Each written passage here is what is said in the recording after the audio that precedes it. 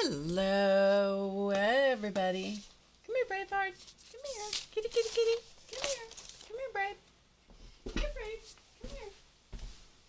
Come here. Brave.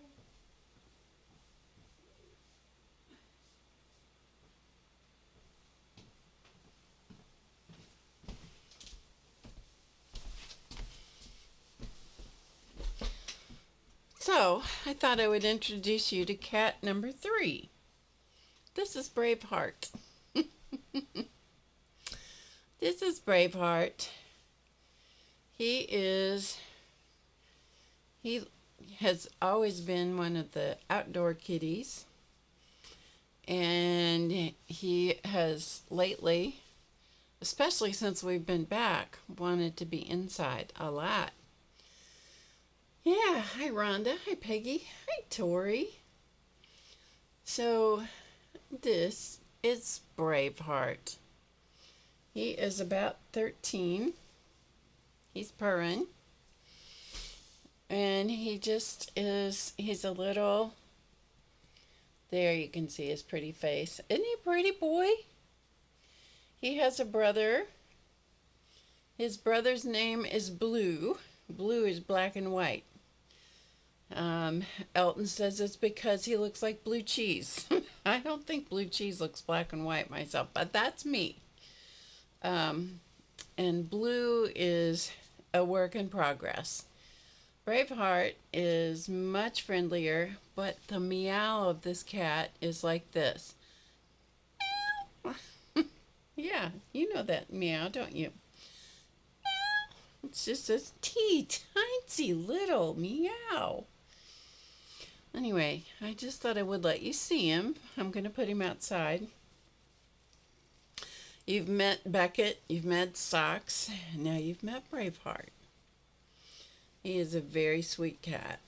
He's a good mouser and a good hunter. He's such a sweet boy, aren't you? He's a sweet kitty. Yours doesn't meow. Hi, Linda and Tim.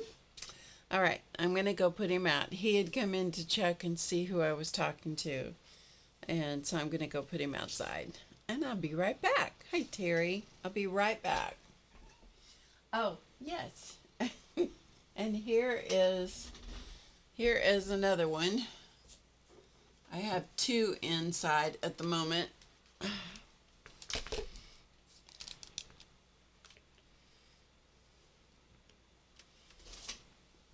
Well, let's see if I can get my, sorry about the terrible camera work here for a second, you guys. Here, let's do this, and then let me see if I can get my camera around here where it won't be so atrocious for you to see him. And there is Socks. Yeah, that's Mr. Socks. Hi, Socks. Hi, buddy. What are you doing? Being a good boy? Yeah. I know you didn't come here for cat streams. I know you didn't. So let me put these cats, let me put them out, and then we'll actually get started doing something. Come here, Socks. Come on. Kitty, kitty, kitty. Come on, Socks. Come on, Socks. Kitty, kitty, kitty, kitty. Come on. Come on, Socks.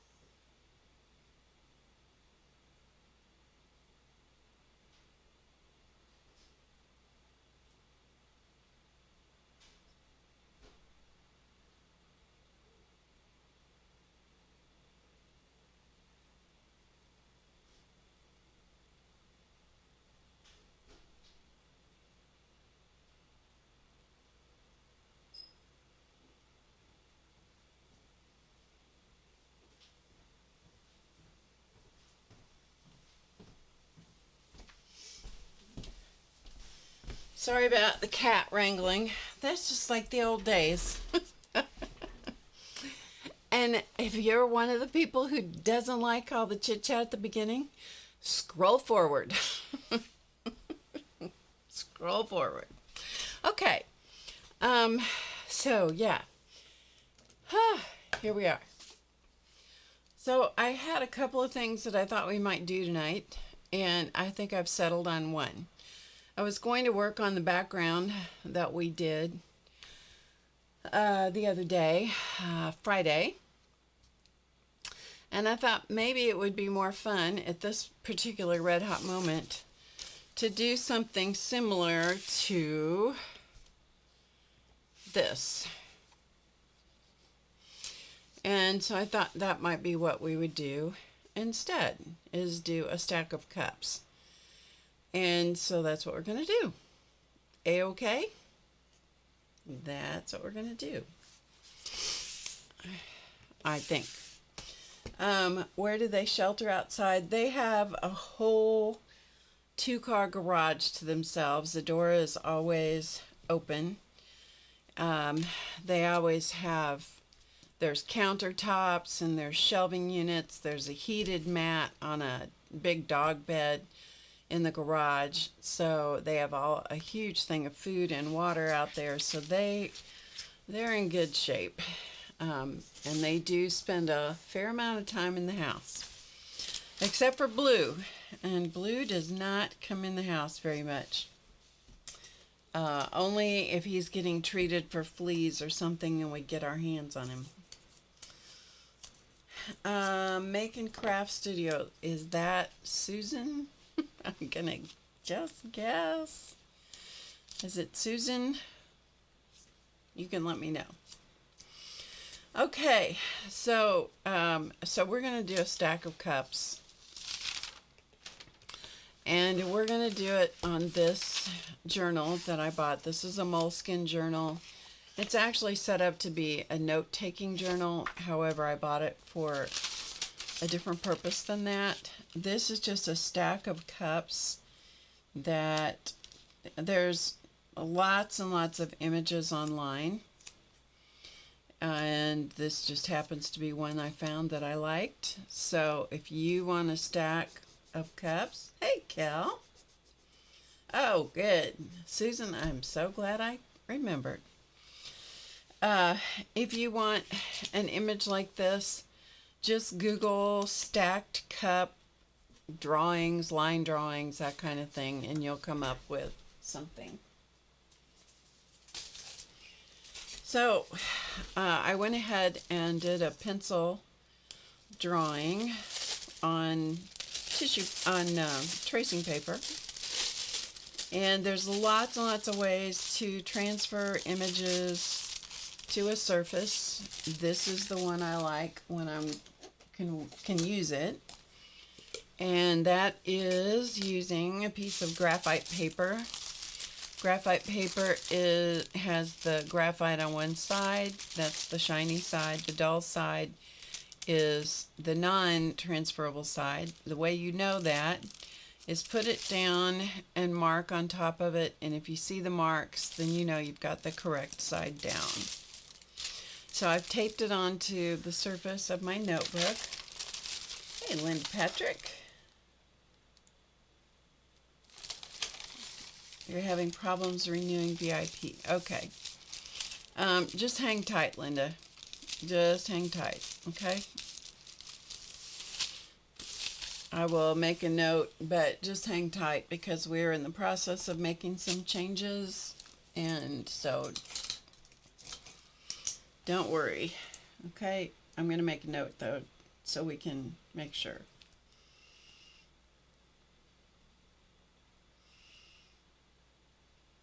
Okay, got it. Got the note. Okay, so I have slipped the marking side of my graphite, the shiny side, underneath my tracing. I'm using a stylus. You can use a pen. You can use pretty much anything you want. And I'm going to zoom in so you can see, hopefully. And I put some steam coming out up here at the top of the cups. I'm going to just start from the top down. And I'm going to make the mark. And I've done nothing to the surface of this notebook. And I don't have the paper, the graphite, all the way to the very top, so I will fill in that little bit up here because I'm missing a little bit, and I'll do that later. And then before I go any further, I always lift, and I know that's going to make the camera crazy. There we go. I lift up the tracing paper to make sure that it's marking the way I want it to. Okay? That's how I do it. But when you are taping your pattern down to a surface, always tape it in 2 spots. Otherwise, if you only do one in the middle, it's going to move. And that's no good. Okay, let me go ahead and draw this on. I hope you guys are having a good day today. It is kind of chilly here. It's been colder, believe me. But it's been a sunny, kind of nice day today. Trying to get my routine back in order, and sometimes that is easier said than done.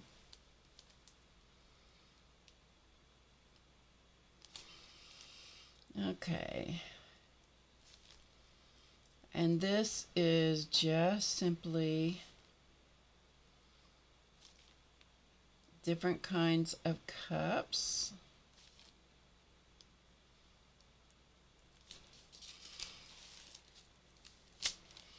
And you might even be able to find something in a magazine or in a book, an image that you like. I still would make a tracing of it. It is much easier to go through tracing paper than it is to go through even magazine weight paper.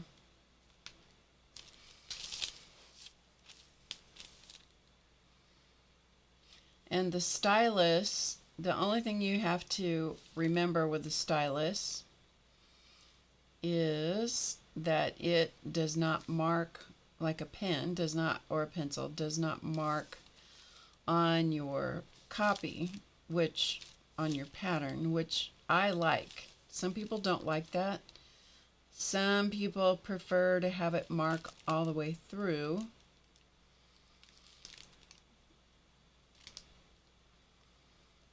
Like mark on your pattern itself. I don't like it to do that.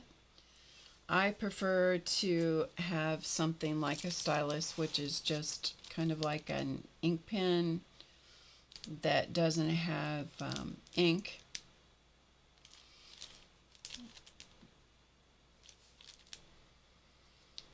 But you do kind of have to keep your wits about you as far as what you've drawn. It does dent the paper just a little bit, so that kind of helps you figure out where you are, keeps track of things.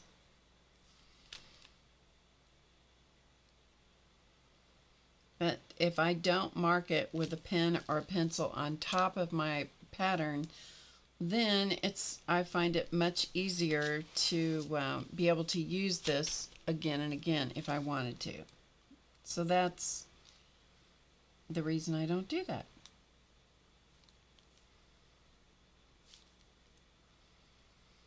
So this particular stack of cups had 4 or 5. 1, 2, 3, 4, 5. It had 5 cups.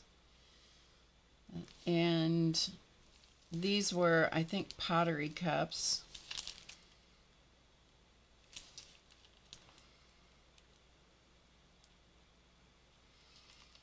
And that kind of made me think of my mom, who loved pottery.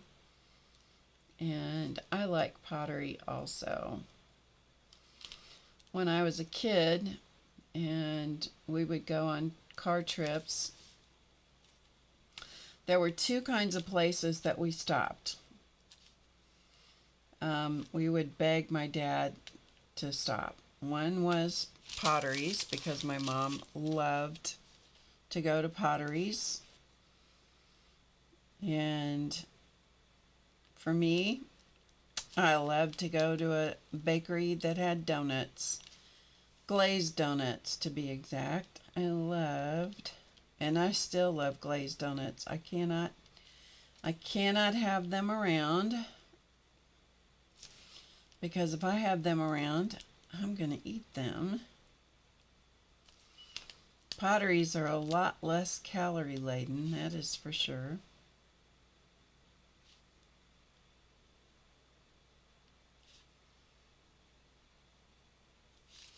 Okay, now I've gone over all the lines of my design, which is probably very, very faint on your screen. But once I lift this up, then you should be able to see the design, including the steam up here at the top. And then we have 1, 2, 3, 4, 5 cups and 1 saucer down here. And it may be a little wonky, and I'm missing 1 line. It's funny, I missed this line when I drew it originally. There we go. That completes that cup. And I think from there I think it's pretty good. Hello, Dorothy. Oh, good for you, Kel. I like the teacups too. Once you are sure that you've got the design, then you can take your pattern off. So look at it and see if it looks okay. And if it's a little, cattywampus one way or the other, it's just the cover of a notebook, so it doesn't really matter. Okay.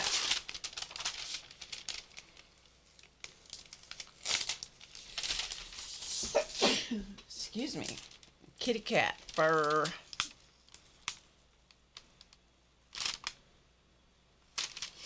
Okay. And this is just painter's tape. That's all I used, is painter's tape. This stylus I have had since the probably mid to late 1970s. I keep it in this plastic tube that it originally came in. I like it because it's the finest of the styluses that I have. This is a Martha Stewart stylus. There was a set of 3 of these that had 6 different ends, 6 different stylus shapes. So that will also do in a pinch. And if you want to mark the end that you want to use, or that you use frequently for transferring patterns, you can do what I've done here, which is just put a piece of painter's tape around that end of the stylus that you like. Okay, so here's our pattern. I know. I don't know how come I haven't lost it, to tell you the truth. Hello, Connie. I don't know how come I haven't lost it. By all rights, I should have. Because I've moved, and I've had it forever. I've moved several times since I had that. It's kind of crazy.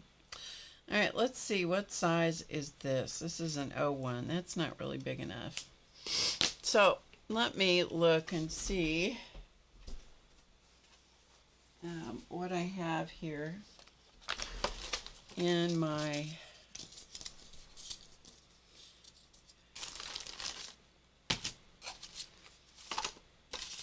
those are paintbrushes. Okay, it may take me just a second to unearth my pens.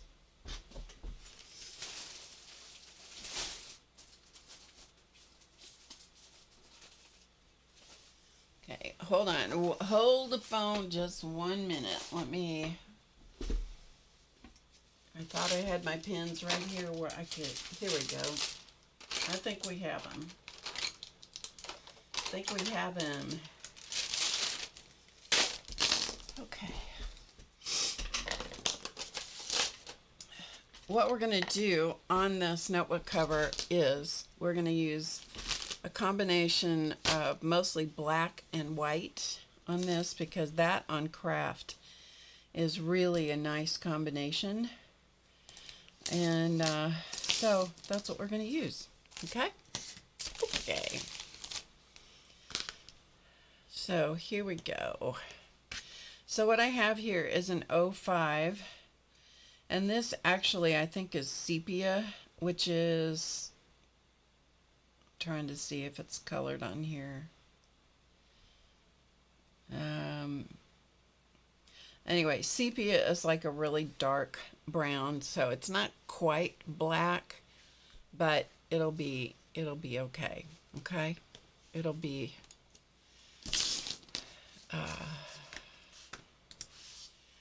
So it is an 05, and I think it's sepia is what I have here. So it's a really dark brown, but I think it'll work just fine for what we're doing.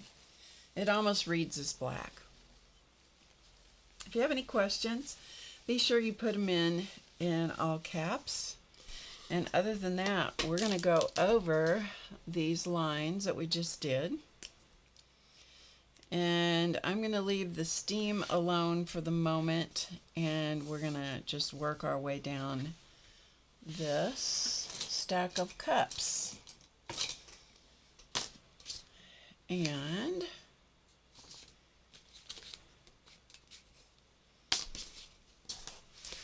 if you need to reshape things, which I'm going to reshape this up here just a little bit, then just go ahead and reshape it.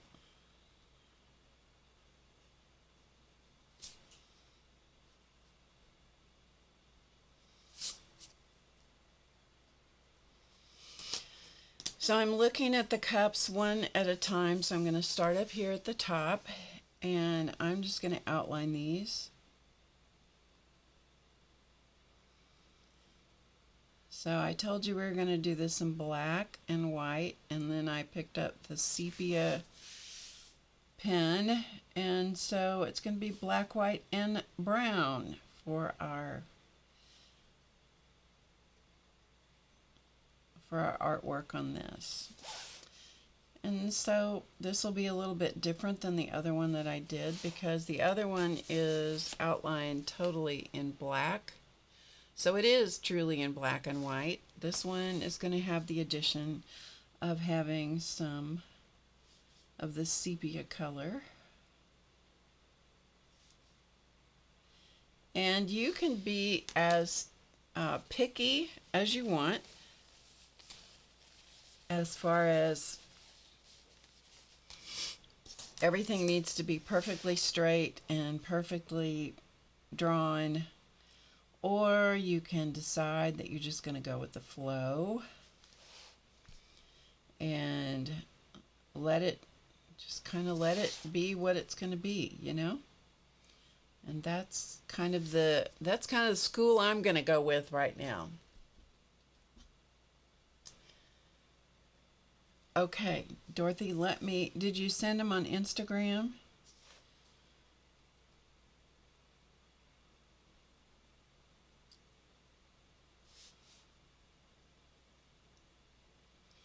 If you did, I will go look. I haven't been there today. It needs to be on Instagram or by email, because I don't do Facebook. Lots of people love Facebook. I am not one of those.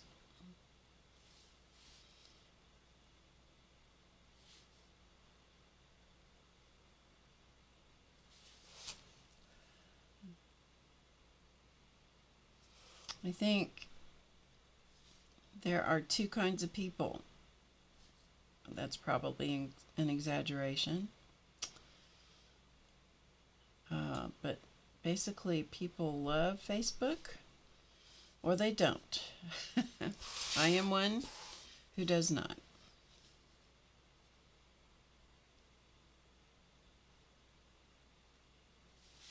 Once I got onto using Instagram, and I got it trained for the kinds of things that I like to see, I much prefer Instagram for the art. artwork and so forth.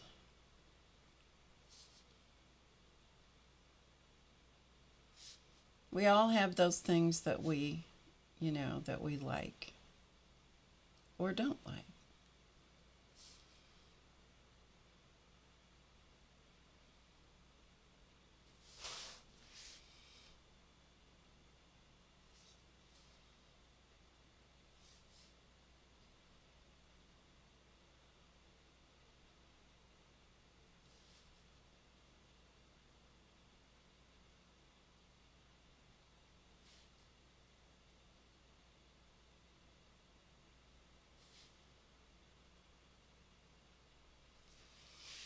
So the smoother that you can make the line, the better. These are not going to be shaded and highlighted and all that kind of stuff. These are just going to be a stack of cups that are going to have patterns and designs on them. And so the main thing I'm concerned about doing here is just getting the line work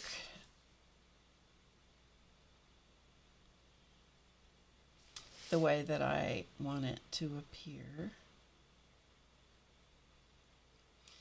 and hopefully keep it smooth and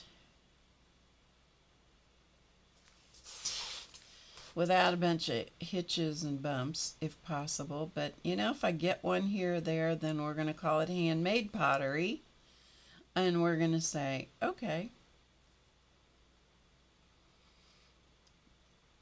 that's a second.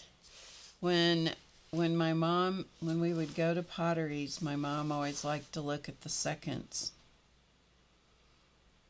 The ones that weren't quite perfect, because they usually had been marked down a little bit, and she liked that. Okay, the rim of this cup is a little goofy, so we're going to see if we can correct that here before I draw it with ink.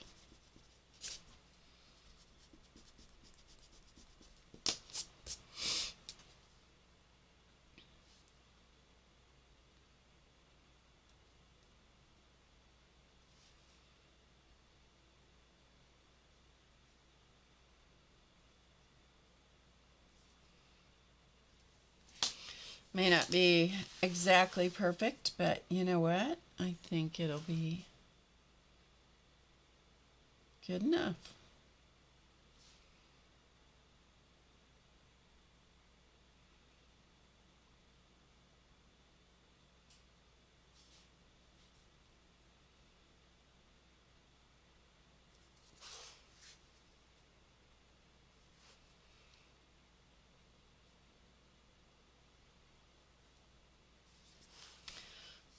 When you're working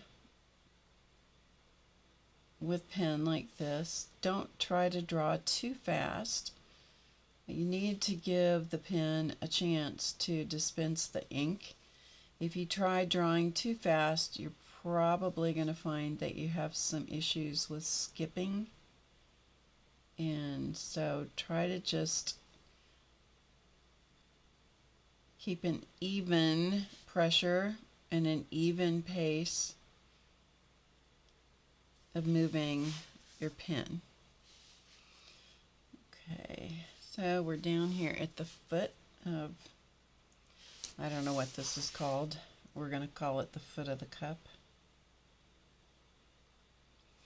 I don't know what you call that little thing, but anyway. Now, down here with our plate,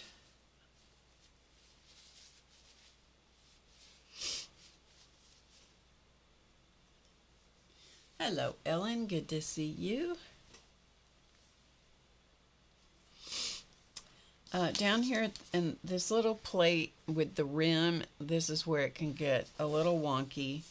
And you can see right here, this got pretty wonky on this plate when I did this the first time, because I put my name down here and my little trim of leaves kind of went, I don't know which went south first, the trim or my name, but you know, sometimes you just have to remind yourself, don't worry, it's just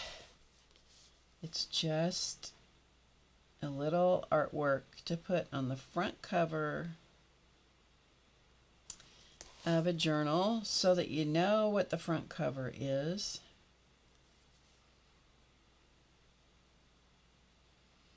Because it really, really irritates me to pick up a journal and not know what the front is. Because if I pick it up this way, it looks exactly the same except it's upside down. That irritates me to no end. That's why I always decorate the front covers of my journals. Because most often I do use the moleskin notebooks. And they do look the same. And so that's why I do that.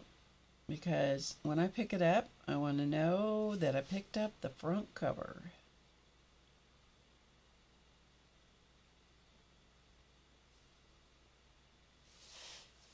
Okay, and I think that's going to be it, because I think if this went on around, it would disappear behind the handle, and so we're going to call it good. Okay? Okay. All right, and then I clean off the tip of my pen, and I think what I'm going to do up here is I'm going to complete the stem right there. And I think what I'm going to do is just make it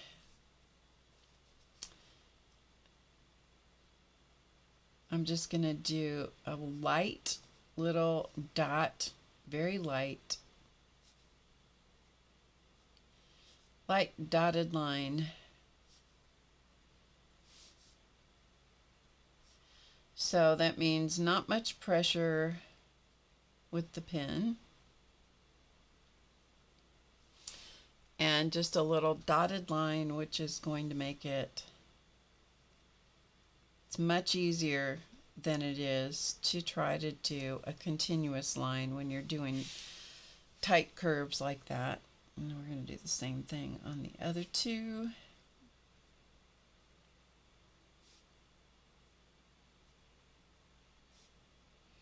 So I hope you've been having a good day today, that your new year is starting off well.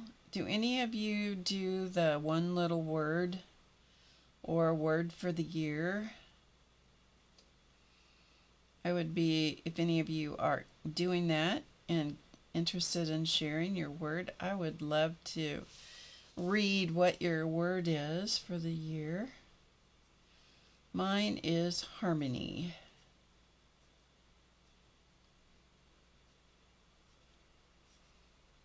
I was a music major in college, and harmony was always important when I was studying music. And it has many meanings, harmony does. But it kind of serves that dual purpose for me for music, and then also in terms of life and art, and it's just a good word. I didn't know if I would, nothing had really settled for me. And I was looking up some stuff online about a totally different subject, not related to art. And that word harmony just really stuck out. I'm sure many of you know what a mantra is, and a mantra is a phrase. For me, it's a phrase that I repeat over and over in my head. Sometimes I write it that has particular significance for me. Nothing magic about the words, just something that is significant. And the word harmony was in the mantra that I chose to, or that's really stuck out for me this earlier, like last week actually.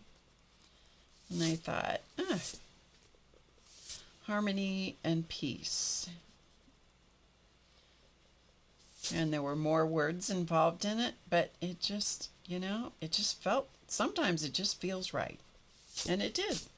So that's what I used. And then I shortened it down, the whole mantra I just shortened down to harmony.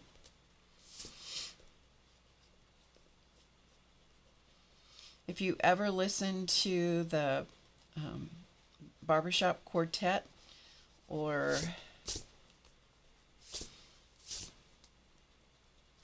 what's the name of that female? It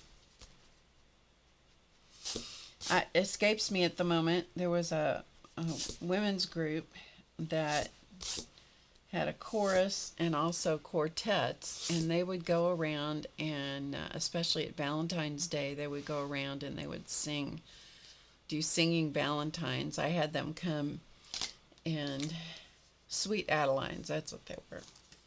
I had them come and sing to my mom one year when she was with me, and oh, she loved that. She just loved that. Anyway, harmony is a real important thing for barbershop quartets.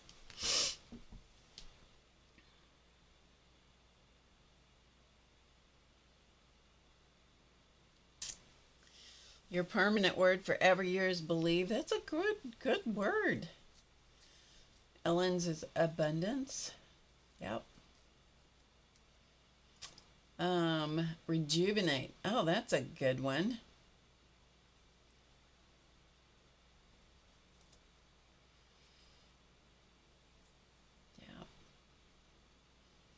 Okay, so here is the beginning of our stack of cups. Now, it's different than this stack of cups, and they're just different. The craft paper is a different color, and even though this is moleskin and this is moleskin, the craft paper, of course, this has been out in the sunlight and stuff. And so they're different, and the artwork is different, and we may do this lace design. I don't know that we'll get around to it tonight, but we'll get that maybe. Let's work on the cups, okay?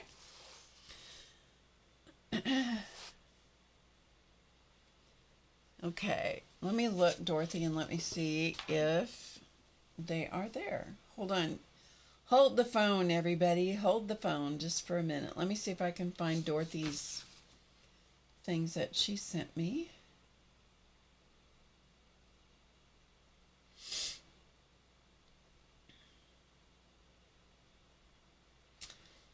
It's barb.owen.designs, Dorothy, and it's all small letters. Hey, Angela. Good to see you. Presence. Faith. All good ones. I don't see any yet. So make sure it's barb.owen.designs, Dorothy. Okay. I'll leave my phone open so maybe I can catch it. I'll check again. If not, we'll get it, because you sent the other ones just fine. Or the other one, the embroidery one. Okay, so let's design or decorate these cups, shall we? And I'm sorry, I'm having a little bit of sneezing tonight, so if I will try not to sneeze too close to the mic. I'll try really hard. All right, let's see what we have. I may use some of the designs that I used on this other notebook cover over here, and then again, I may just make up some different ones. Who knows? Grace. Yep, Grace is a great one. That's a good, strong name. All right, I'm just thinking if I want to do just fun designs or what I want to do. And so I'm going to put some things in pencil, and then we'll just kind of go from there. Okay? All right. Let's do up here, let's just start with a stripe.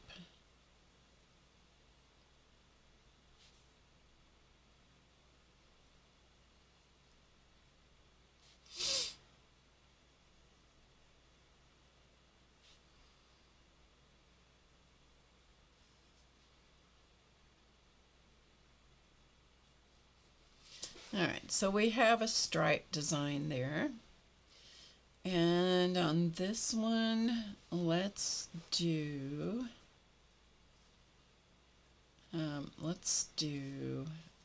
go down to this one first of all. And I'm going to come in, sorry, I'm just having to think as I go here. The bottom of the cup is about there, so we're going to go straight there.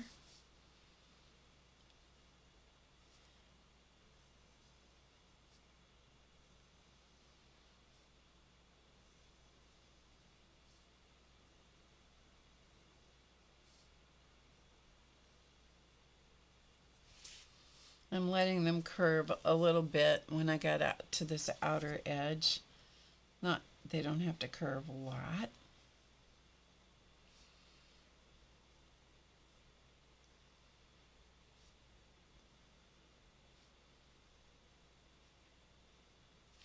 And we'll come back in and do these in ink here in a minute.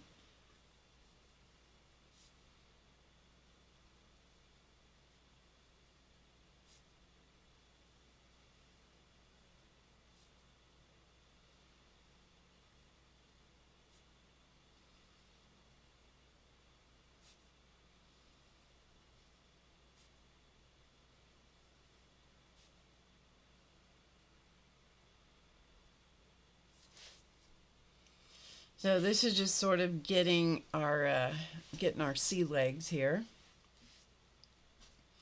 This one, I think we'll do a more organic design, something that is more flower related.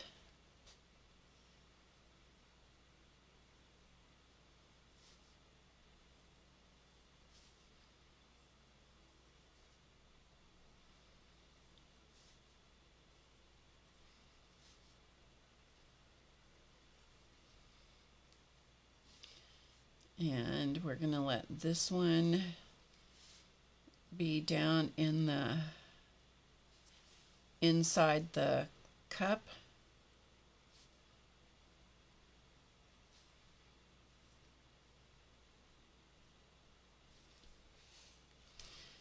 And let's do another one, a little one up here.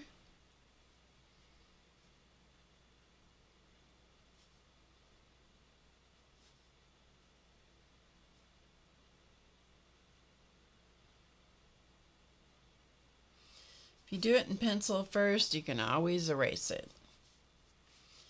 And then I think we'll put some little leaf designs here.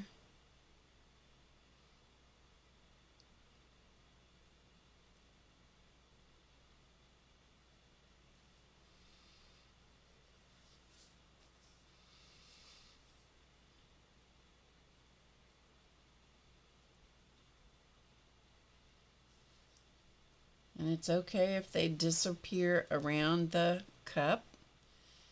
And let's see, maybe we'll have a couple of petals coming in from the kind of around the handle. And then we'll, this is just our guideline to get started.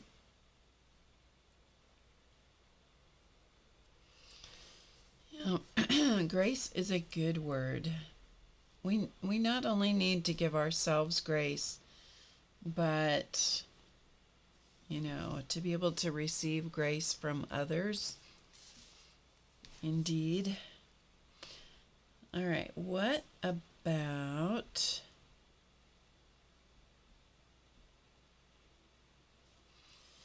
How about, let's go a zigzag-ish.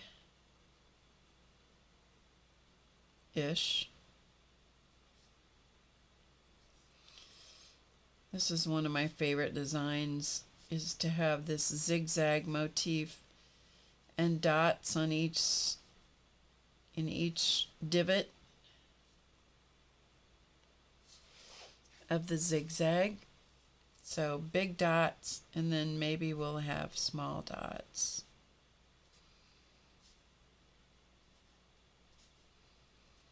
Which you might not be able to see exactly. I'm trying to stay zoomed out so that you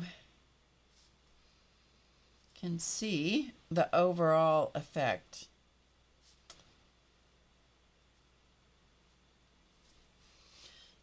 Sometimes this qualifies as doodling, and honestly, sometimes it takes some time to get your sea legs under you as far as doodling goes. So don't be upset with yourself if it's like not the most beautiful thing you ever did, and so don't be upset about that. Just give yourself grace with your artwork, right? All right, on this one, how about, let's do I do love this leaf, this leaf design, these little leaves. So I'm going to kind of copy what I did on one of the other one that I showed you. And so we're going to kind of use the one I had as inspiration and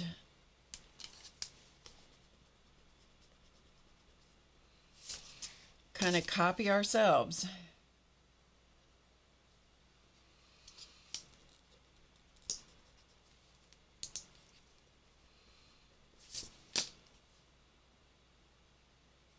Okay.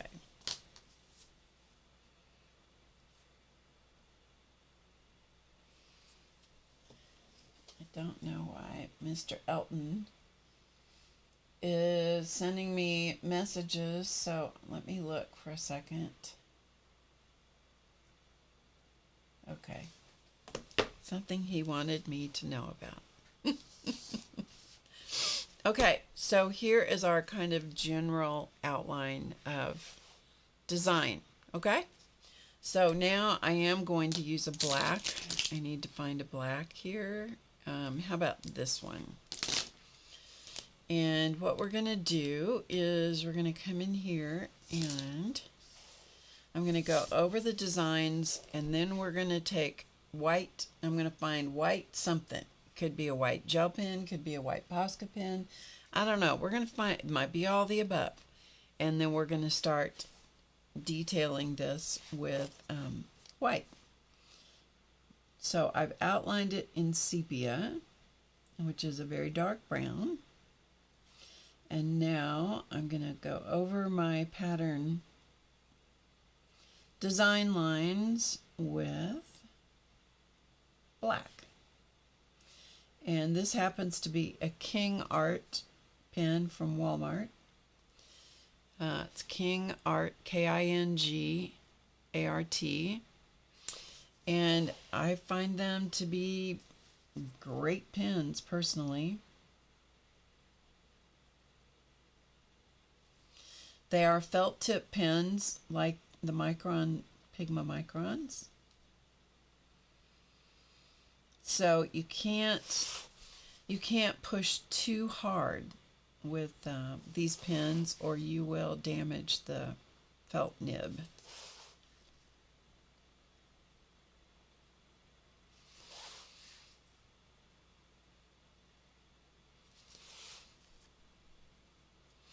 doodling or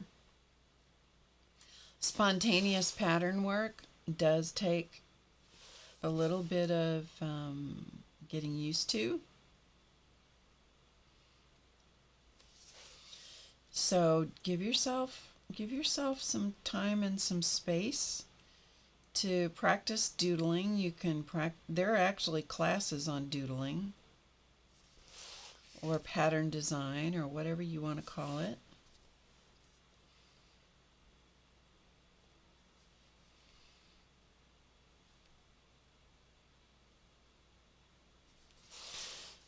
For me, it doesn't come especially naturally, and so I have to tell myself it's okay to not like what I do. If I haven't it's like drawing mandalas. If I haven't drawn a mandala in quite a while, it will take me some time to get my drawing skills going again. But it also is very relaxing if you let it be. Or it can be very tense and irritating. Okay, Dorothy, that sounds great. Ellen says, how did you get into art? Well, I have been creative all of my life. As a kid,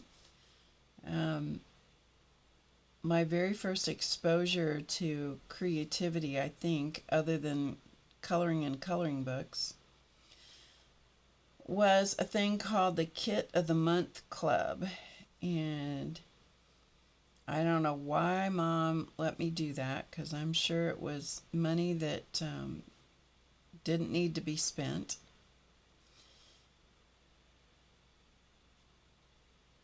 But every month you would get this surprise box in the mail. And it contained art supplies and directions to make some kind of really and truly crappy kit of some kind. You know, crappy, crafty little thing. It was not one of those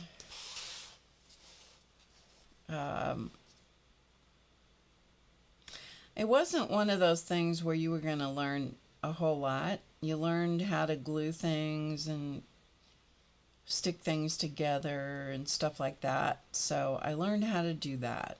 But as far as learning any kind of art principles or anything like that, I didn't get that from the Kit of the Month Club. But I sure looked forward to those boxes coming in the mail every month. I loved that. I really did. And I took piano lessons as a kid. I couldn't wait to take piano lessons. I started when I was in 2nd grade. And I begged to take piano lessons. Absolutely begged. I loved learning to play the piano. I played the flute. I sang in a double sextet. I sang in a sextet when I was in high school, and then sang in a double sextet when I was in college. So all of those things kind of play into my creative adventures. And then when my son was born when I was 21, almost 22. 6 days after he was born, I turned 22. And my mom was gracious enough to keep him so that I could go and take an oil painting, toll painting class. And that was where I began my exposure to the fact that maybe I could actually learn to draw, learned to, and we didn't draw for a long time. To begin with, it was all done with patterns. But I learned how to mix paint. I learned how to, I learned why you mixed paint rather than you didn't use it straight out of the tubes. And I learned a lot, and I did that for several years. And then I started teaching. I taught piano lessons for 19 years, and I started teaching the same kinds of classes that I was taking, toll and decorative painting using oil paints, and I started teaching those classes in my home. And so that was more, learning more about that, and then starting to draw some of my own things and use some of my own designs and things like that. And it just sort of morphed, as time went on. I gained confidence, and I took more and more classes, and I've always been really interested in a wide assortment of creative arts. I sewed a lot. When I was in junior high school, which is the equivalent of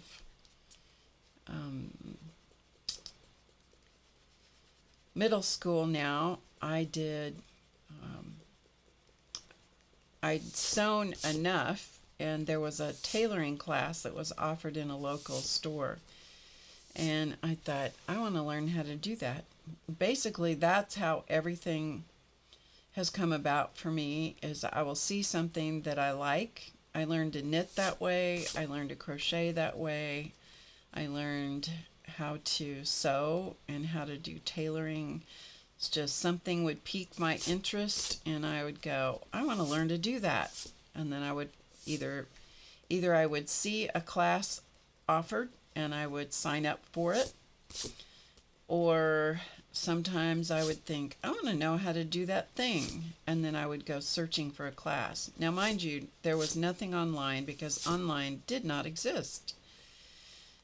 That did not exist back then. Back in the dark ages, in the 1900s, as the APG Jamie would say.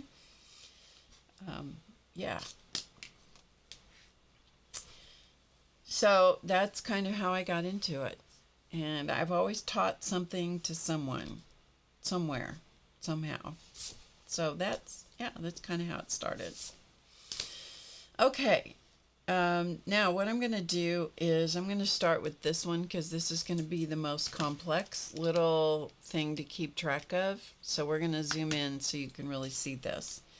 So what I'm going to do, this is going to be a black and white check. So what I'm going to do is I'm going to put a dot or an X or whatever, something, in the squares that I'm going to blacken in. Now, the way that this works is you want the squares to go in a diagonal line. That's how you know you're going to be keeping track of yourself. Okay? And getting the right squares. And you can always stop and check yourself again.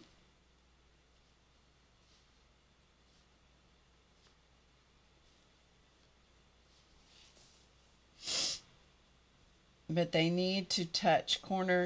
The corners have to touch. Okay?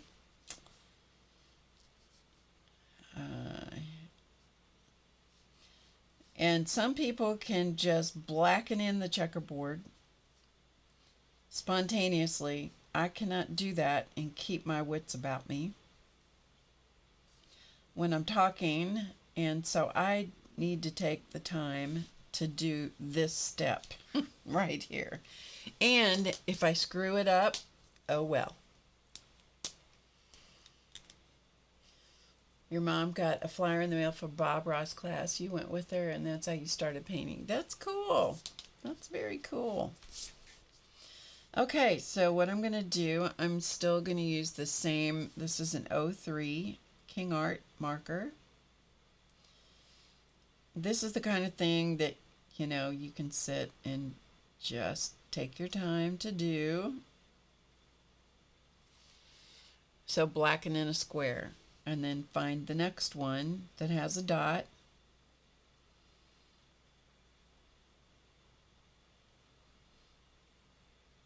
Like so.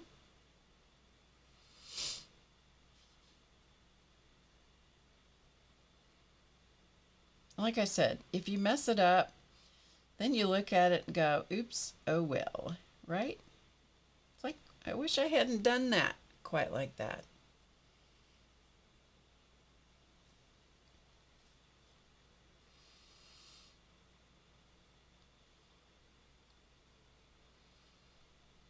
And so you might have an unusual cup, right?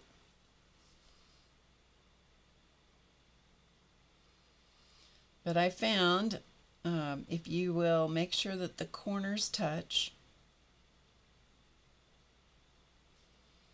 that kind of helps keep you on the straight and narrow when you're filling in a checkerboard. So we won't do this whole thing. I will just do a few more squares just so you kind of get understand the concept of the corners touching. I find it easier to do it this way than to work across. I find it easier to work in the diagonal, but that's me. That may not be you, okay? All right. I do love working on a craft background. I really do. And once you have the black and the white images colored in and all of that, you can come back with graphite and you can actually shade them, much like Zentangle type things do, or you don't have to do that and you can just leave them just with the black and white in the craft background. So you can do that. Totally your call.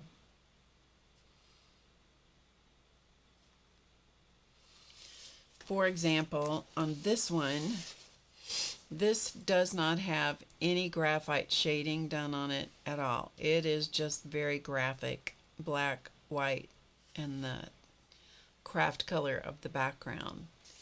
Nothing wrong with it. I needed to get it done in a hurry so that I had that notebook finished and ready to use.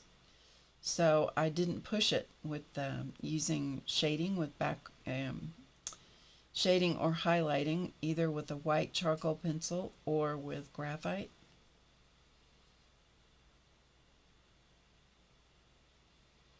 Okay, I'm just going to come down this row here and then we'll call it good.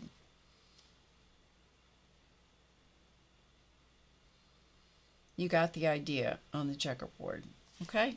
Just like that. I love checkerboard. That reminds me of Mary Englebright. I like her artwork.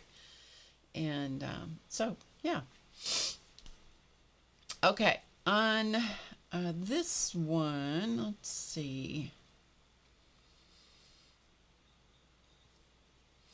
I'm going to make the centers of these flowers black. There is no right or wrong when you're doing this stuff. It's only the way you decide to do it at the time.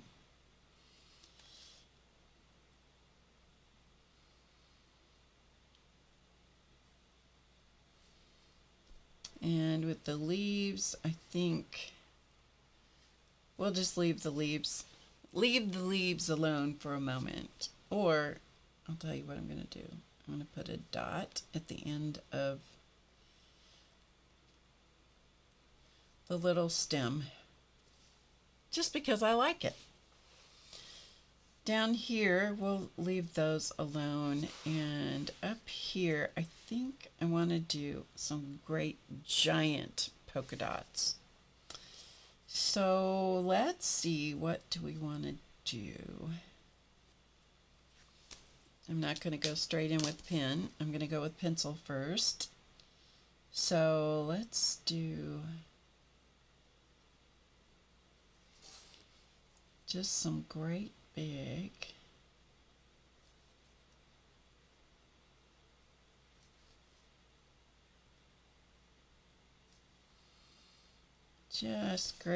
polka dots. And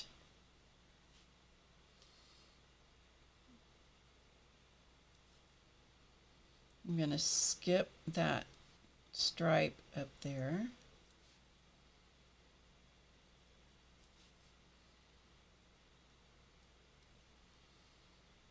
Can't really get back to there any further. Okay, and then down here we're going to do this one.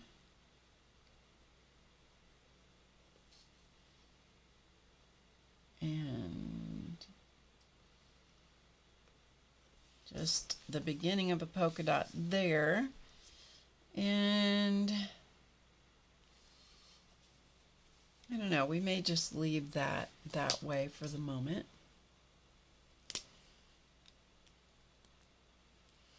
Janet Young is masterful at the Zentangle designs. She is.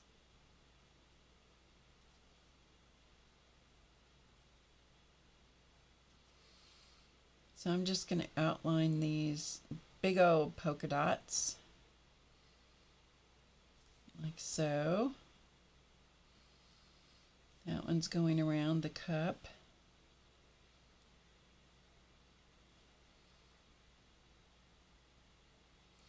Not only is she masterful at Zentangle, she is masterful at organization of her Zentangle designs. And if you have not seen her organization of her Zentangle designs, you need to get a hold, go back and watch some of her videos. That is for sure. Okay, let's find some, see if these white markers, how they're going to do. Sometimes white markers, I know, she makes boxes and all kinds of cool stuff. Janet's got it going on when it comes to that stuff. That is for sure. I'm going to get rid of some of the pencil marks up here.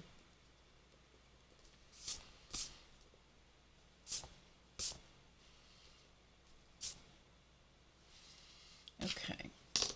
I'm just priming, seeing if all of these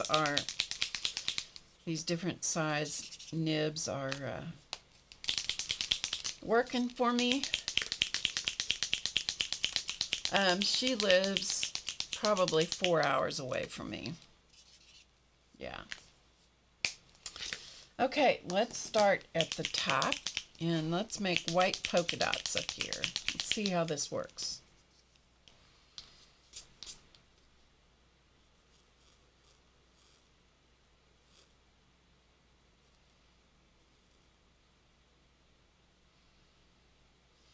And it's okay to leave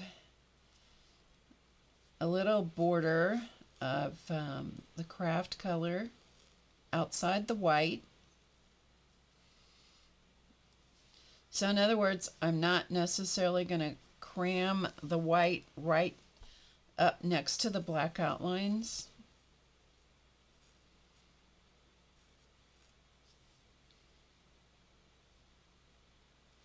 If it happens to get right next to the black outline, that's an accident.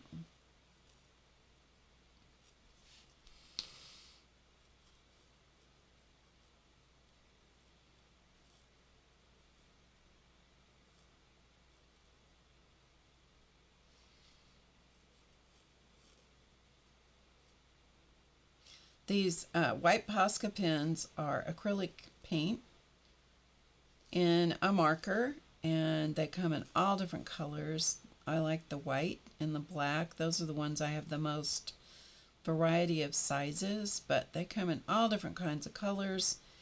and metallics and soft colors, bright colors, and they are paint, and so they will show on both dark and light surfaces, which is great.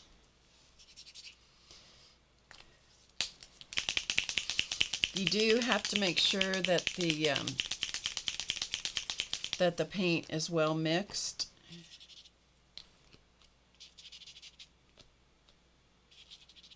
And sometimes you have to prime the marker again by depressing the tip.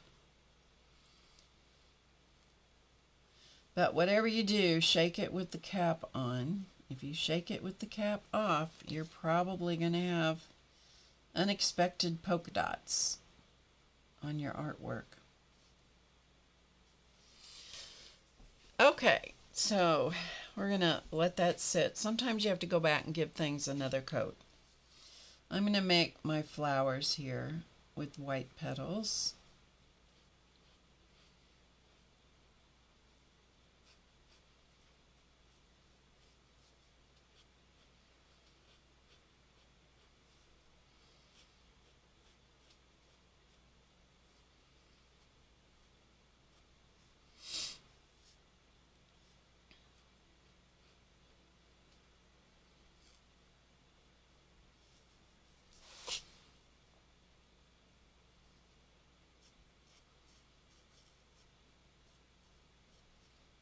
Like so.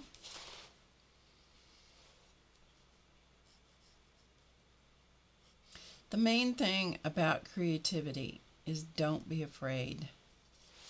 Just don't be afraid to be creative, you know?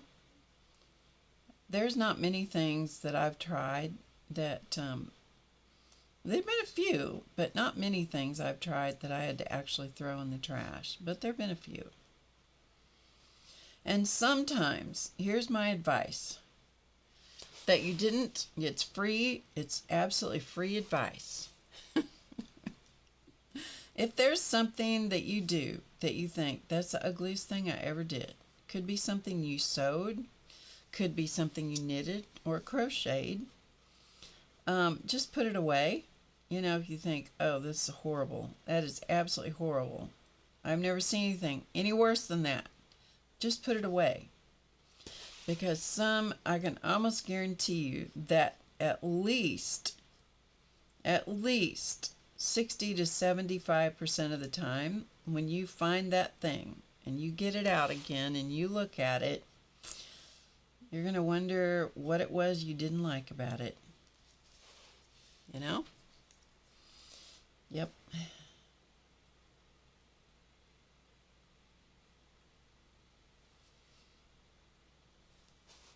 I have had that happen so many times.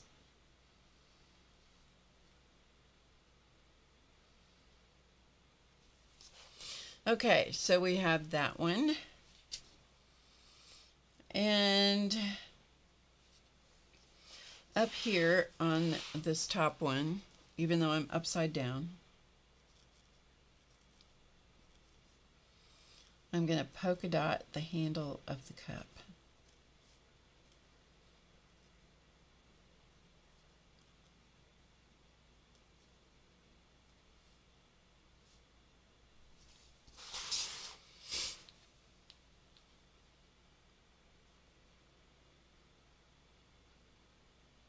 Like so. Okay? And then I may come back and actually outline those polka dots. Highly likely I will do that. Okay, let's come down to the next cup. On this one, on this handle, while I'm here, I'm going to just put some little lines.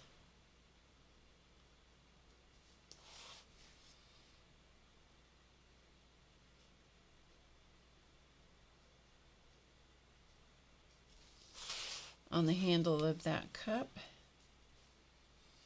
And I'm going to leave, there's a little thickness area up here, part of that handle, we're going to leave that alone. I'm not going to decorate that right now. I might decorate it later, but not right now. Okay? And we'll deal with that in a little bit. Down here, we're going to make these polka dots white.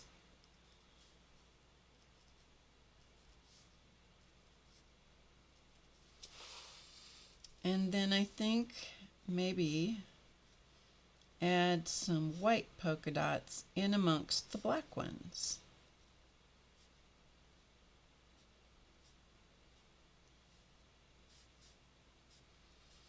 Just don't be afraid. You know, it's only a notebook cover. It's only a piece of paper. It's only a, fill in the blank. And we'll deal with that handle in a minute. Okay, down here on this one. We're going to try it with, let's see, maybe I can do it with this teenier nib. This one likes to splatter, so we're going to just kind of have to work with it.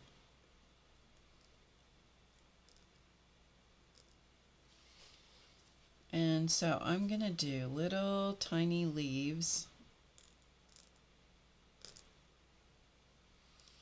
But for whatever reason, this marker, this size marker, likes to splat. So you might have to give yourself some permission to just embrace the splat.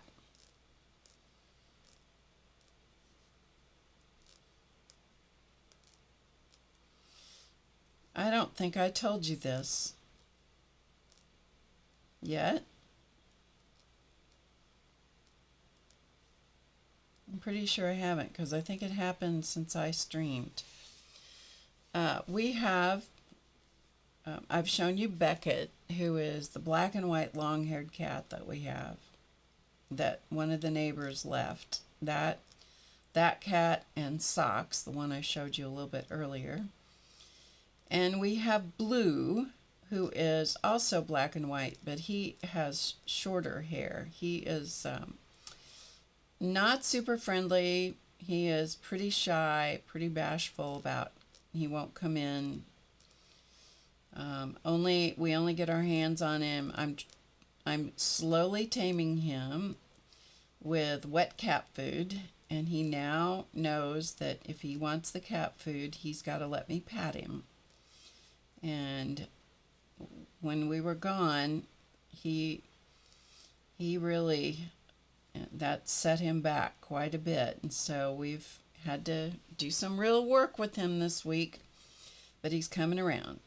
The other night, okay, the other thing we have going on is because we don't have any dogs at the moment, and we live in the country, the cat food is outside, the garage is outside, and we bring the cat food in at night so that it's not out there for wild animals, because we were having an influx of wild things that were coming in and helping themselves to the cat food, okay? And so we ended up, this has been an ongoing thing for Elton, the male of the species. And so we've had to get a second live trap in order to trap the varmints. Well, and we've trapped a number of things. A number of possums and a number of raccoons. 2 raccoons, and I think the count is 5 possums and 2 raccoons. And the other night, I think it was Saturday night, Elton went out. He was going to go get the cat food and bring it in, and he hasn't been feeling great. He's had a kind of a respiratory thing, which he's about over now, but he wasn't feeling great. And so he went outside, and I got to take a break, so I'll talk to you face to face. I got to take a break from this. Bye, Kel. So he went outside, in the garage, and he comes back in, and he said, well, you won't believe what we caught. And I'm like, oh, man. He said, we caught Blue.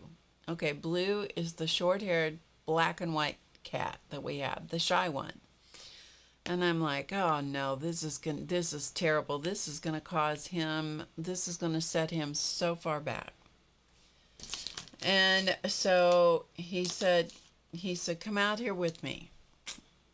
Yeah, it's a live trap. Cat, whatever's in there is fine. But anyway, I go outside with him. And he said, well, maybe that's not Blue. And he didn't have his glasses on. And I said, that is not Blue. And at first I thought it was Beckett because it was a long-haired black and white cat. It was not Beckett. It was not Blue.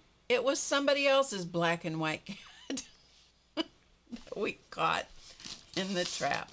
And it was not very happy with us. And it hadn't been in there for too long. And it was in there, it's a big trap, and it was in there in the roast chicken position looking at us like, you people suck. Goodness. Oh, so we had to turn the trap around so it was headed out of the garage, and then pull the door open, and away it went. It hasn't been back. At least we haven't caught it again. I'm telling you, it's like, what are the chances that we would catch only black and white cats? Or, is that the craziest thing?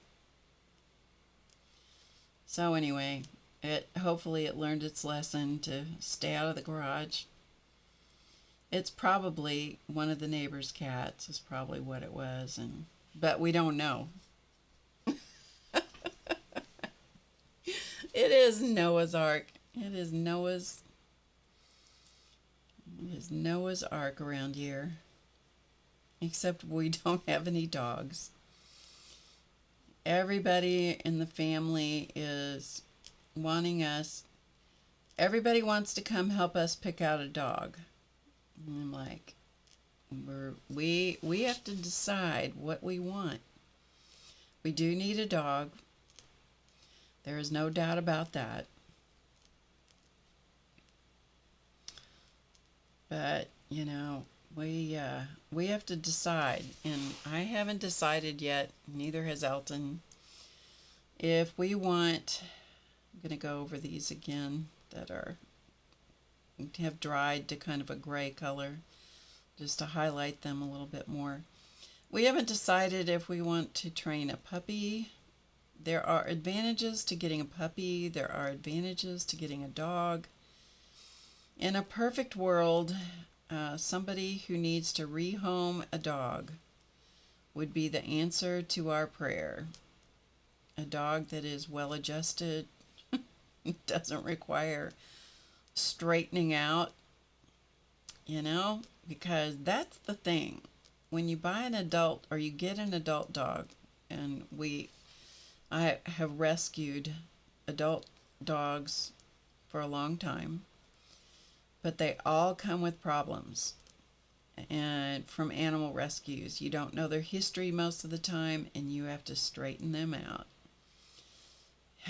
Muppet was like that, and she'd been returned to the animal rescue twice before she was 8 months old, because she was such a handful. And when we got her, it's like, this dog is going to be a challenge. And she was.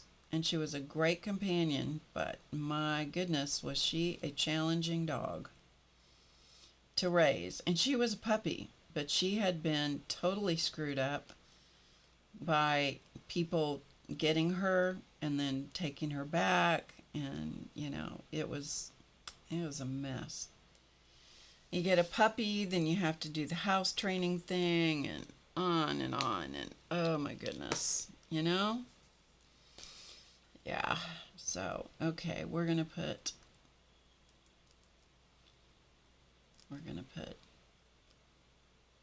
another little thing coming around. letting it go around the cup here. Okay, so they're going to have that go around the cup on that side. So we haven't decided yet, and we're going to be gone the end of February for a week, and so, you know, I don't want to get a dog before we have to do that, so that's an issue also. Anyway, enough drama in my house. Okay, let's see what else we want to do here. I think on this one, see if I can keep my hand out from under here. On this one, we're going to do the same thing we did on the handle, the cup handle.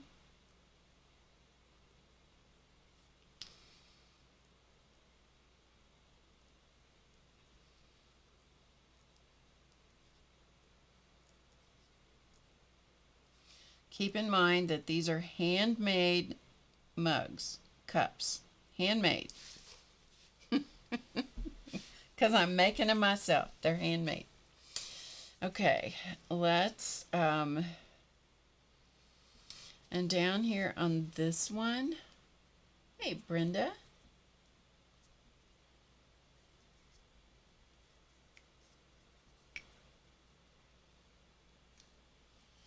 Your current dog is 15, rescued him when he was 4 and spent $800 on a trainer to teach him how to be civil around other dogs. Yep. Yep. I know. You have to. They come with issues. They just do. But you know, a rescue is an amazing animal, honestly. They really are. Most of the time. Okay, down here on the rim of this plate in this cup, let's see, what are we going to do on this cup? I'm going to go back to my black marker, and I'm going to put some additional dots in here.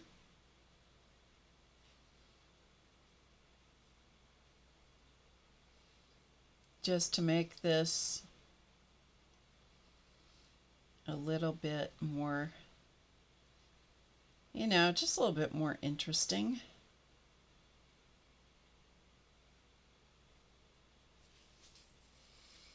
Hope you can see that. Here. Whoop! I bet you can see it now.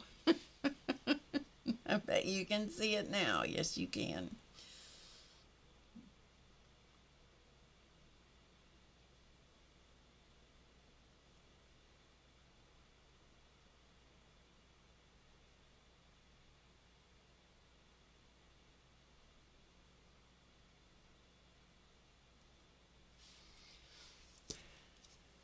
Can you see the white, the little white dots there, right in there? That's from the splatter from this size Posca.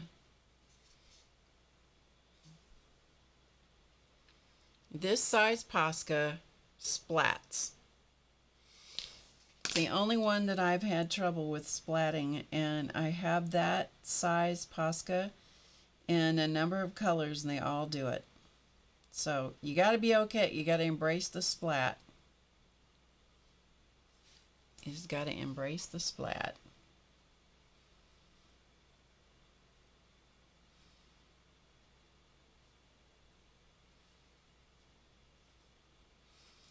I just like dotted things, and that's why I do this, because I like it, you know?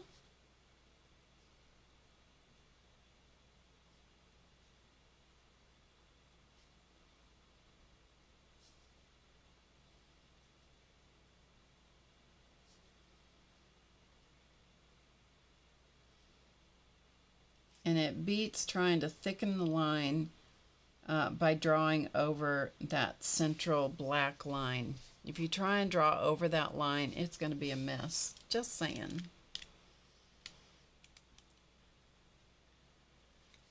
what kind of pen is what. The pens I've used so far tonight are King Art, an 03. This is from Walmart. I have used a Micron, Pigma Micron. This is a sepia color. I don't know if you're going to be able to tell the difference, but the one on the top, the Pigma, is sepia, so it actually has a brown tone, where the one on the bottom is black. That was an 05. The sepia was 05. And the only other pens I've used so far tonight are the white Poscas. And these are acrylic paint in a marker. And this one is a PC5M. It's a bullet point. It is a nice bullet tip shaped pen. This one is a PC3M. This is also a bullet tip, but it is considerably smaller than the one I just showed you. There is a size comparison between the 5M and the 3M. The one that splats and splatters is this one. And there is PC1M. Okay. It is a pointy little tip, smaller than,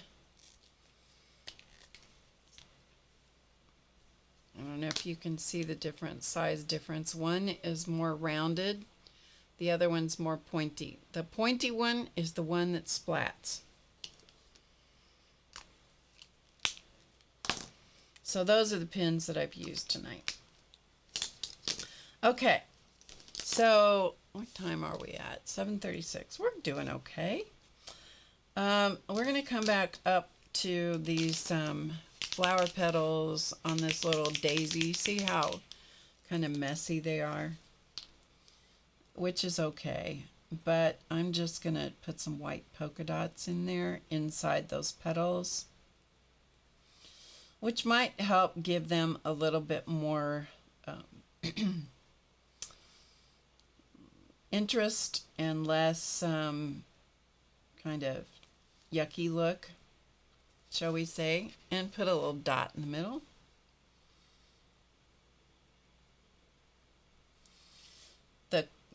One of my friends said a long time ago, she was an art teacher for junior high kids, middle school kids. And her standard line was, when in doubt, dot. And I'm telling you, there's a lot of things that a dot will take care of.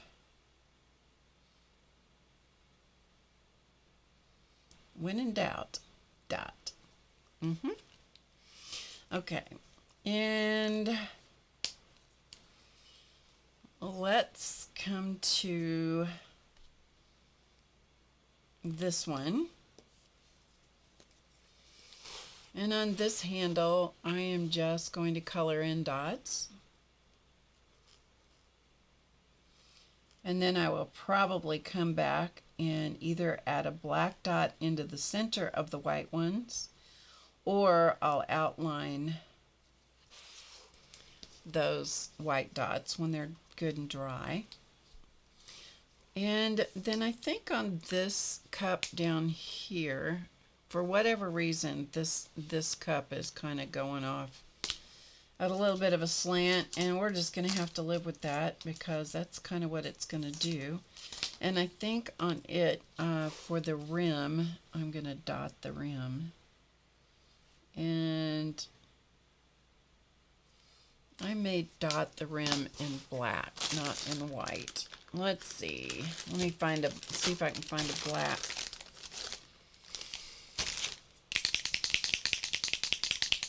Black Posca. Oh, that was not a black Posca. That was a silver Posca.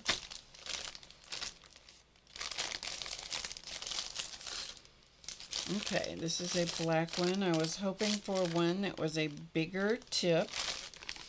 However, we're gonna We're going to make this one work. Okay. So what we're going to do on this rim is this.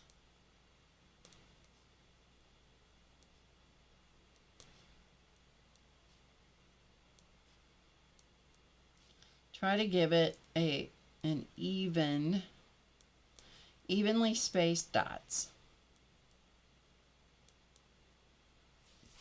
as opposed to the randomness of this pattern up here.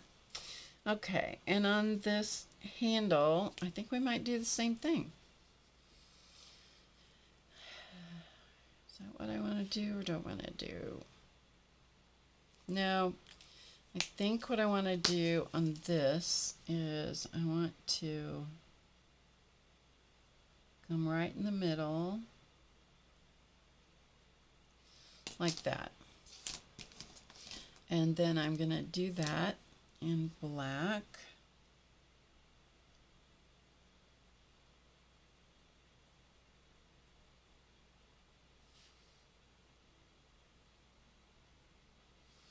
Like so. And then I'm going to come back with the white.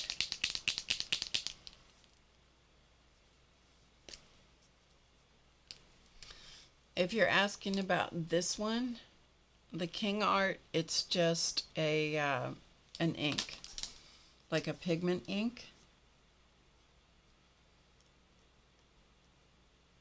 It's not alcohol, and it's not paint. It is like a pigment. It's like a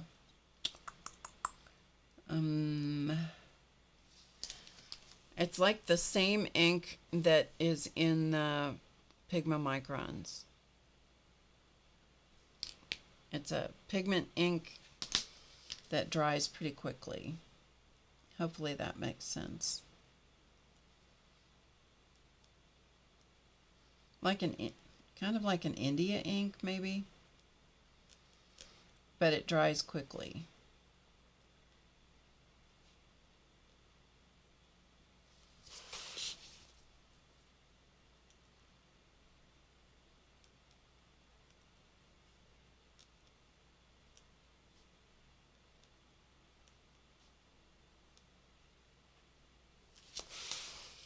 Okay, so I put that little detail coming around the handle. I'll come back and I'll dot the center of that just like I did these, but that white has to dry first.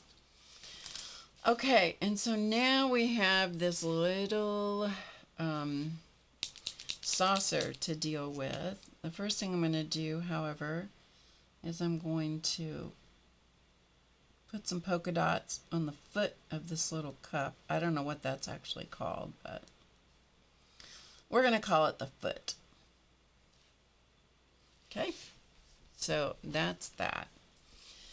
And now we have to decide what it is we're going to do with this cup, or the saucer.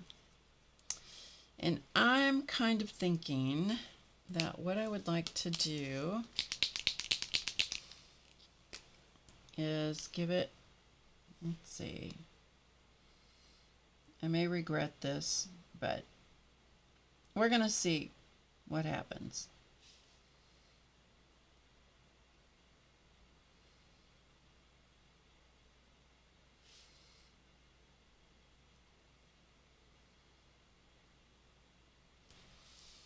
I think that's all right. Okay, then we're going to go, let's see if I can turn this upside down and keep my hand out of the wet paint.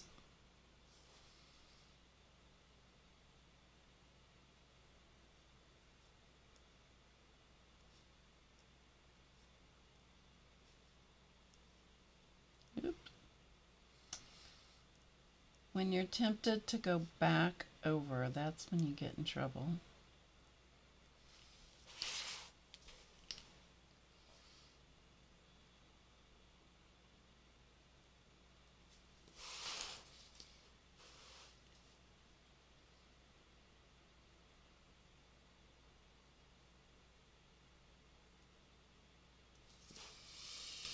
Okay, and then when you have when you get over the black line, just come back over it and straighten yourself up, and all is right with the world. Okay, and let's see, what else do I want to do? I want to use a small, this is an 005. This is a tiny little nib. I don't know if you can even see that. It is such a tiny little nib. But it's a really good one if you want to go around things.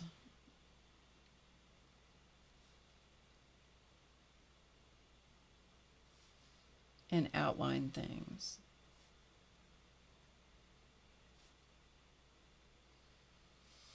My dots are not particularly great here, so some of them are a little ovally.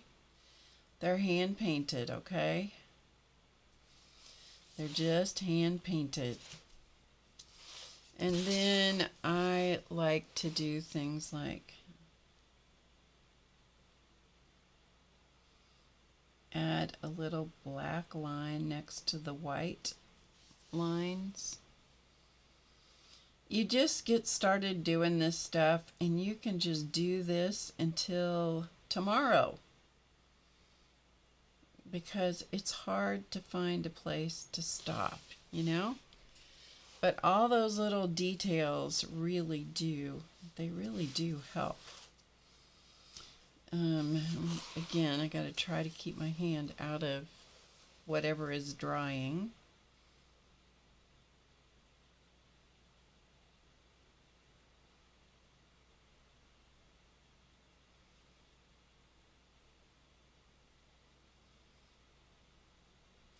And when you're doing stuff like this little detail stuff, try not to be too picky about it. I think it's better to let things be a little bit loose than to try to be perfectionistic about it. I don't know if that's even a word.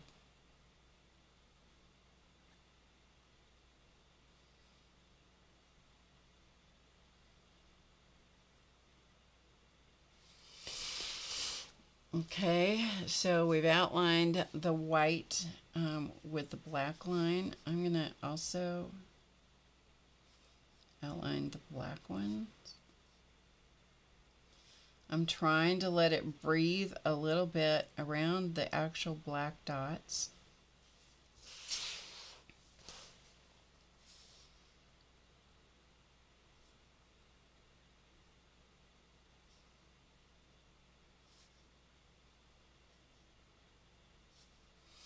And if I don't completely close the circle around the black dots, I'm okay with that.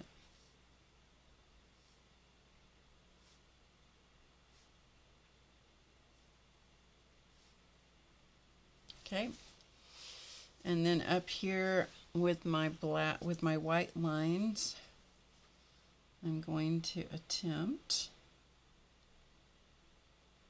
Sometimes my eyes cross when I'm doing stuff like this, and I have to stop and look up and look away from what I'm doing and just blink a few times, because no kidding, sometimes my eyes just go crossed and I'm like, what is that about?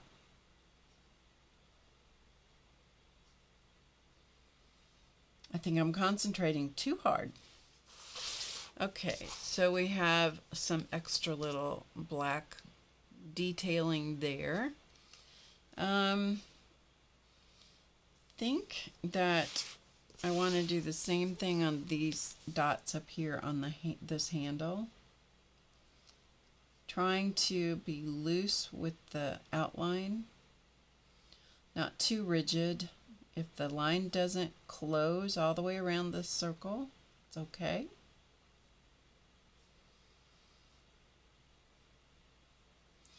But you have to do this kind of stuff with this teeny little nib because you're in a small space, okay? And then have a piece of paper or cardstock or something available and clean off the tip of your marker or your pen every so often. Okay, another thing that I want to do, just because I just now thought of it and I like it, is I'm going to go back to the 03. So this is the larger nib, same marker, same kind of ink. I'm going to come in here.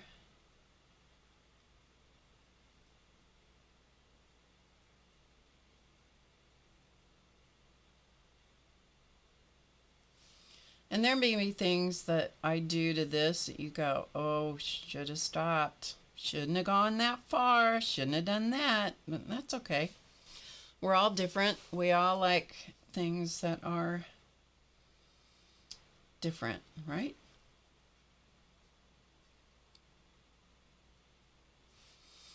That is the beauty of people. We're all different.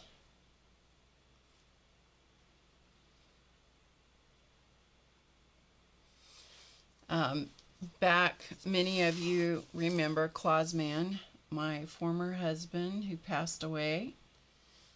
I taught him how to make or how to draw mandalas when I was doing a lot of mandalas or mandalas or whatever you want to call them, okay? And it was really good for him. It was really good for his hand-eye coordination, but he would get really frustrated, and he would come to me and he'd say, yours looks so much better than mine. Of course, I was drawing many, many more. To every one that he did, I would probably draw, I don't know, 15 or 20. And I finally realized he was just stopping too soon when it came to the embellishment, because that's the last thing that I would have him do. And he would stop too soon. And so I would always say, is it okay if I show you what I mean? And he'd go, well, yeah. And so I would start drawing on his mandala and embellishing, just like this kind of stuff, adding more dots, adding more lines, adding more little tchotchke stuff. And he would go, it just looks so much better when you do that. And it's like, well, it's just because I don't stop. You know, I'm not worried about going too far. And so he learned to appreciate the not stopping too soon.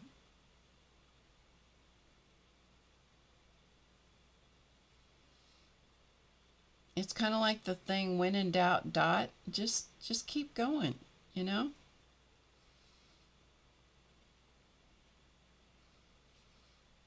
The more you do, the more interesting it becomes, I think. Unlike makeup, if you keep putting on makeup, you're not going to look interesting. You're going to look like the lady of the evening, shall we say. That's a different conversation.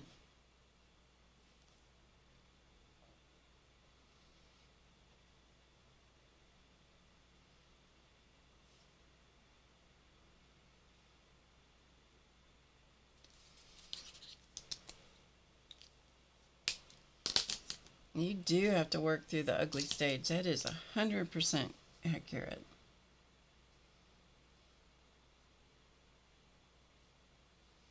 Gotta just keep working. Don't give up. Don't give up too soon. Don't stop too soon. If you need to, set it aside until another day and then take another look. And if you don't know what it needs, then just give it a little more. Just give it a little more. Okay, we're going to put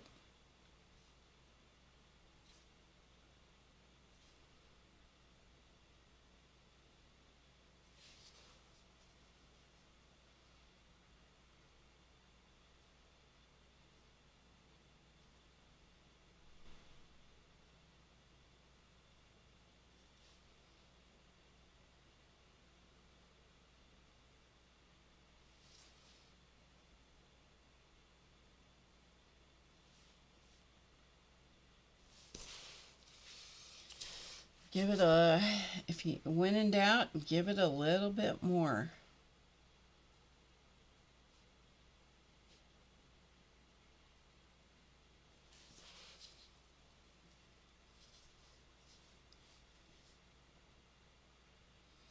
I'm going to have to finish this checkerboard mug because that's going to drive me nuts to only have part of it checkerboarded.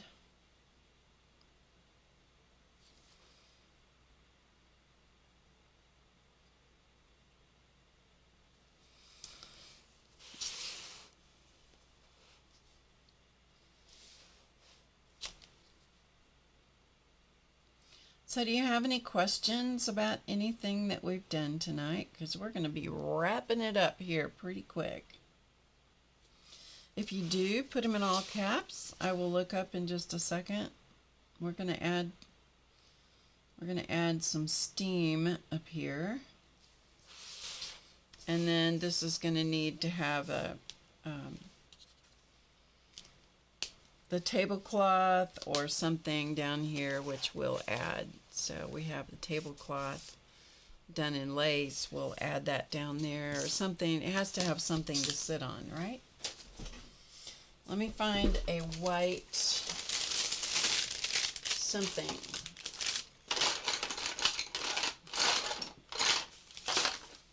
I'll be right back.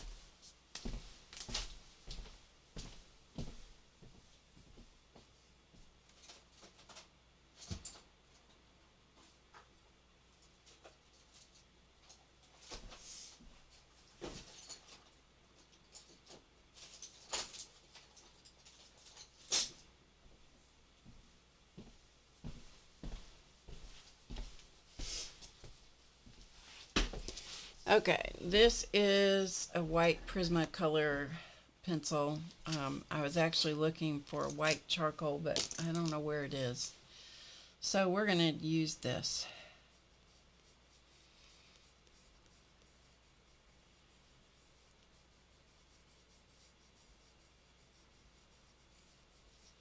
Okay, so we're just putting some white.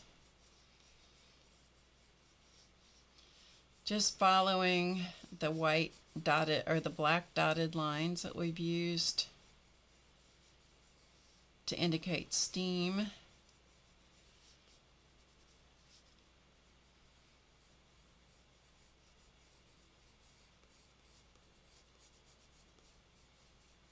Like so.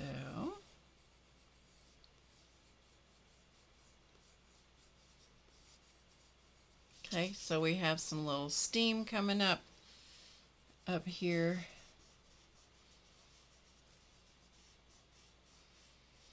Blend it in a little bit if you want. You can always add more. And there's our little stack of cups. I got to finish this one and figure out what I'm going to do to the handle and so forth. And then we'll come back. If you want to see the rest of this, we'll do it. We will work on it on Friday.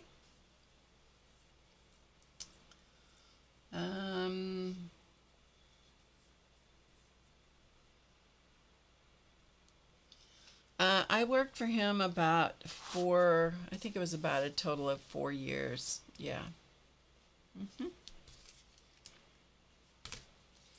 So there is that one. There's that stack of cups, and we'll put in a grounding under it, and maybe do some shading on these cups. I don't know, with graphite. We'll see. Okay. All right. So that's it for tonight. Do you have any, I don't see any other questions. Friday at 2 p.m. Eastern? Yes. Thank you all for being here. I appreciate you, each and every one of you. I hope you have a good rest of your week. If you want to find a stack of cups like this, just go online and Google, in Google Images, stack of teacups, line art. You'll find things that you can use for free. I would not sell them unless you make it your own totally. This is just so I can know the front cover of this journal, because I like that. And it is different than the other ones, so I will not confuse them. Anyway, I'm glad you guys were here. Thank you so much for being here. Be nice to whomever you come in contact with, even if sometimes they're not nice. They're not nice back. Sometimes it's a big challenge to be nice, right? Sometimes it's a big challenge to be kind to people who drive you bats. And that's a good challenge for all of us, to be nice, to do something unexpected, and just to make it a good day. I challenge you to kind of consider having a word or a phrase for the year, and see how that, just kind of notice things that happen, notice things that come cross your path or come into your life as you contemplate whatever that word is, whether it's balance, faith, harmony, peace, joy, whatever it is, abundance, whatever it is. Okay, with that, I'm going to take off. Thank you for being here, and I will see you again on Friday, 2 p.m. Eastern. Until then, as always, I highly encourage you to get creative today, because it is easy. And do something nice for somebody else. You'll be glad you did. See you before you know it. Bye for now.